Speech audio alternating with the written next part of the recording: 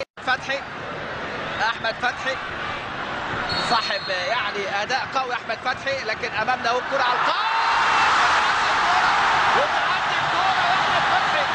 احمد فتحي في هذه الكره التي تسجل للاعب احمد فتحي يخطئها حارس المرمى ولم يلبسها محمد فضل ولا مهاجم الاهلي، لكن الكره خدت طريقها وذهبت عشان تشعل الملعب وتعلن عن المقدمه الحمراء في هذه اللحظات النادي الاهلي عن طريق احمد فتحي.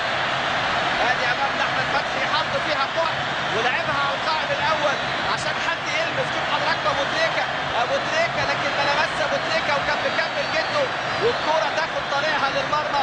وادي امامنا الكره اللي خدعت حارس المرمى ابو تريكه، بركاته تحل في هذه اللقطه في غياب بركات. طبعا بركات ابو تريكه في هذه اللقطه يعني الراجل ما لمس، لكن الكره تاخد طريقها انطلاقا من ابو تريكه من هو في المساحه. سيد معوض يلعب الكره العرضيه على طول، وادي امامنا استلام، وادي امامنا محمد فضل.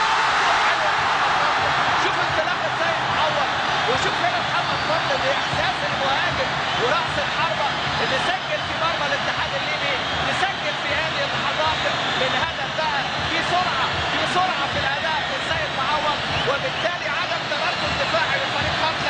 سيد معوض يصنع واللاعب محمد فضل يسجل، والمدرجات تحتفل لان الاهلي على اعتاب نصف نهائي لمسابقه دوري الابطال الافريقي اللي بيحمل ارقامها القياسيه الاهلي ب6 القاب وبيليه الزمالك 5 القاب. هنا امامنا سيد معوض، وادي امامنا الكوره محمد فضل يصلح كوره حلوه قوي عدلها لنفسه حلوه، لكن سيد معوض هو صاحب فضل كبير، وفضل بقى هنا ياتي بفضل يعني تمريره اللاعب سيد معوض.